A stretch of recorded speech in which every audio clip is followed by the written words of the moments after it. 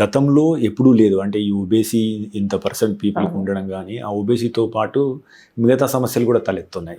So, ఒబేసీ ఒకసారి వచ్చిందంటే వాళ్ళకి బీపీ కావచ్చు, షుగర్ కావచ్చు, మిగతా సమస్యలు, నీ జాయింట్స్ ఇష్యూ కావచ్చు, ఇట్లా పెరుగుతున్నాయి. ఈ ఒబేసిటీ ఇంత ఘోరంగా పెరగడం గల కారణం ఏంటి?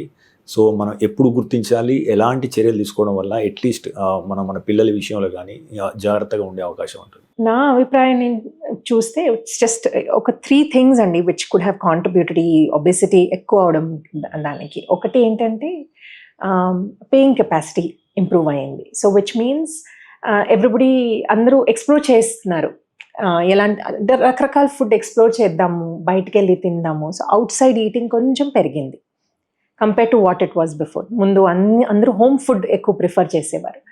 సో ఆ బయట ఫుడ్ తినేటప్పుడు ఏమవుతుందంటే మీకు కంట్రోల్ లేదు కదా, ఎంత ఆయిల్, ఎంత స్పైసెస్, సాల్ట్, సాసెస్, అవన్నీ ప్రిజర్వేటివ్ ఫుడ్స్ ఎంత యూజ్ చేస్తున్నారో మీకు అది కంట్రోల్ లేదు. సో అది కొంచెం వన్ ఆఫ్ ద కాంట్రిబ్యూటర్స్ అండి.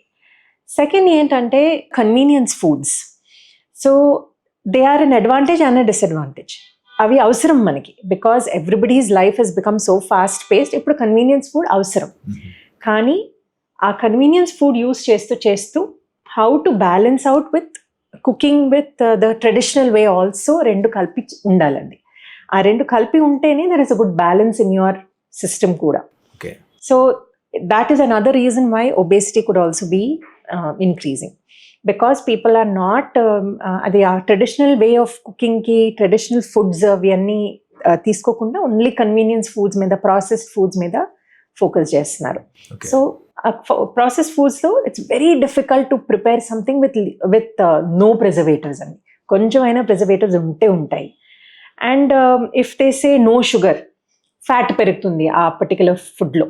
సో న్యూట్రిషన్ లేబులింగ్ అనేది కొంచెం జాగ్రత్తగా చూసుకోవాలి మనం when we are buying things.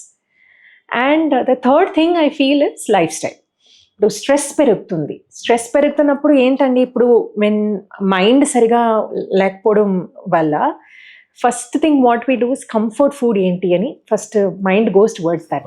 Chocolates లేకపోతే కేక్స్ ఆర్ ఎక్కువ బిర్యానీ ఆర్ రైస్ ఎక్కువ ప్రిఫర్ చేస్తారు. సో అది కంఫర్ట్ ఫుడ్ లాగా ఉంటుంది. సో ఆ టైంలో పోర్షన్ కంట్రోల్ అనేది just goes out the window అండి. So that could be one of another reason why obesity might be increasing right now. So these 3 things I feel are contributing mainly now. మీరు తీసుకునే అదే మందులు, అదే నాణ్యమైన మందులు, కానీ సగం ధరకే. అవును, మెడ్ ప్లస్ బ్రాండ్స్ పై 50 to 80% తగ్గింపు.